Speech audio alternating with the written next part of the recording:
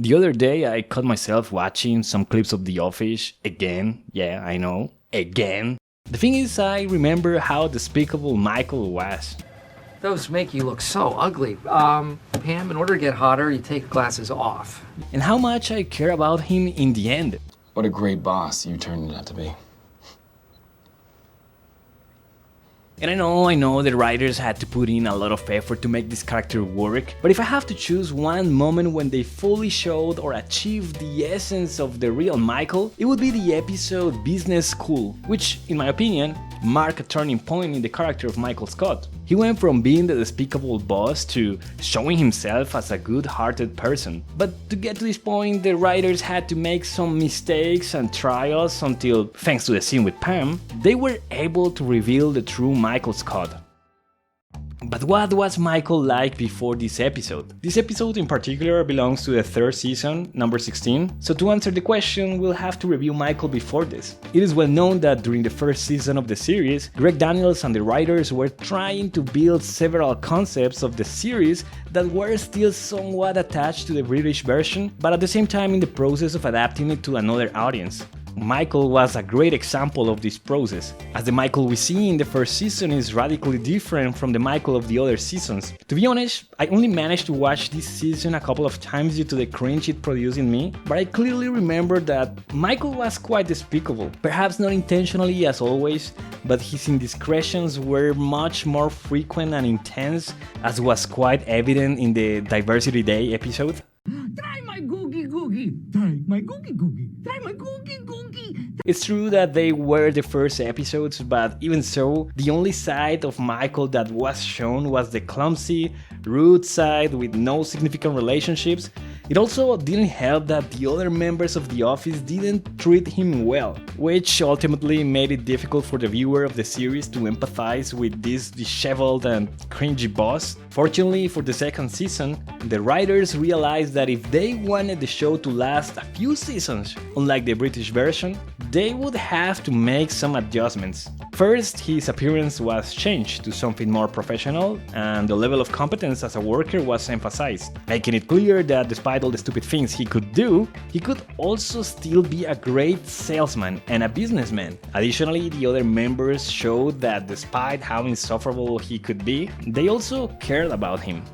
To begin with, at the Dundish, everything starts and unfolds just like Michael from the first season, but in the end, thanks to Pam and a few drinks, the night becomes very enjoyable, rescuing Michael from how badly he was feeling. Something similar happens in Email Surveillance when Jim joins Michael to sing karaoke, and when Michael buys his new condo where he's awarded the gold medal in the Office Olympics. However, all this showed an appreciation from his employees towards him, but not his appreciation towards his employees. This would be achieved through quite uncomfortable and awkward encounters, such as his strange friendship with Ryan, his relationships with Carl and Jan, and the faint but growing affection that would begin with Dwight, inventing positions just to make him feel good. Even gestures for everyone, like organizing the Christmas party and giving alcohol to everyone at the end, or when he accidentally finds Philly's lost uncle at the wedding. The only problem with this new behavior from Michael is that, in my opinion, it wasn't entirely genuine. It's clear that Michael Scott is a person who has always wanted to please others since he was a child, a trait he maintained until his 40s as the office manager. This desire to be loved, to have friends, was a motivator for him to be kind to others. The events he organized, almost always at this point, I perceived them largely as desperate attempts for others to think he was a cool boss, not so much because he genuinely showed that he cared. This is also why he wanted to forge a friendship with Ryan so much. Ryan was a cool young man in his mind, and he managed to be friends with him.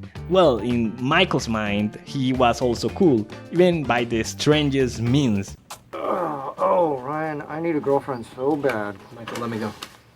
With Dwight, it was the opposite. Since he didn't consider him a cool person, he didn't make an effort to create any bond with him, and many of the office occasions when he did something for him seemed like an obligation, such as when he had to be in the hospital with Dwight when he had a concussion. By saying this, I don't mean he didn't have some affection for them, but in many scenes it didn't feel quite authentic. Now, while in most occasions Michael would express his appreciation motivated perhaps by selfish ends, during the second and early third seasons there were some moments where the writers would indeed shape the good Michael. Specifically, I can think of 3 moments. At the end of the episode Booze Cruise, Michael has a personal chat with Jim, who confesses that he used to have feelings for Pam. Well, if you like her so much, don't give up. She's engaged. BFD, engaged ain't married. Huh. Never, ever, ever give up. The second is when he goes to Staples to look for Dwight to come back to work with him. The last one is quite subtle, but I think is the most noticeable, and it's in the Halloween episode of the second season. After a stressful day in which he had to fire an employee, he is seen happily sharing candy with some kids, just because he found it nice to share with them without expecting anything in return. And here, finally, is where we come to the episode of this video. In my opinion, it follows a similar line to the Halloween episode, but instead of young children, it turns out to be Pam with whom he shares his joy. The episode revolves around an invitation to Michael from Ryan to give a talk at the business school, where he does quite badly. Meanwhile, Pam has an art exhibition inviting the other members of the office. In the end, only Roy and Oscar showed up. The former gives one of the most complex art reviews. Your art was the prettiest art of all the art. Thank you. Oscar and his partner simply tear it apart and leave quickly, but just as it was ending, Michael shows up. This is why it seems somewhat similar to the Halloween episode. After a stressful day where he was humiliated by Ryan and the other students, everything changes when he arrives at Pam's exhibition. Here we see Michael truly happy, almost like a child appreciating Pam's drawings. Michael shows how much he really cares about Pam from the moment he arrives, apologizing for being somewhat late without letting go of his goofy dad side, calling her Pamcasa, just after basically being told that Dunder Mifflin was going to disappear. He can see one of his employees portraying his workplace. Somehow this gives Michael hope. Not everything was lost after all. Seeing his office and his car on paper, I think, was almost as comforting as the fact that it meant so much to Pam that her boss genuinely admired, liked her art, and inquired how much. The performances when Michael tells her that he is proud of her are simply magnificent. And we sell paper. I'm really proud of you. After this, although generally in comedies they try to cut the moment with a punchline, here it was something smoother. Since when Pam asks if he has something in his pocket, Michael actually did have something in his pocket. A joke, but in the end it didn't cut the emotion of the scene. This episode, Michael, I think was the combination of what the writers wanted to show from now on, a quite cringy boss with emotional issues, but above all with a real good heart. From this moment on, there would be several occasions where similar scenes would be shown, portraying him as someone who truly cares about others. There are several subtle scenes where I remember they showed this. In Fun Run, Michael remembers Angela's cat, empathizing a lot with her.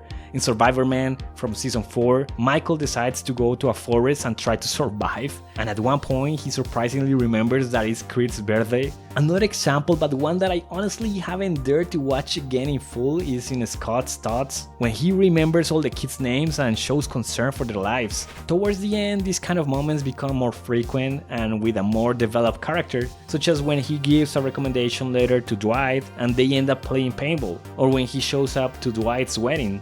I believe that although Michael continues to be the despicable and ridiculous boss from the first season, the side that emerged with the art show episode was the true Michael. A Michael who, when not under pressure or trying to please others, was wholeheartedly good, when he is a nice guy until he realizes he's on a date and feels the need to please. Although there may be several more scenes that show this, for me, the scene with Pam is the one that encapsulates this entire change and the true essence of Michael, who, despite being Michael, truly was the world's best boss.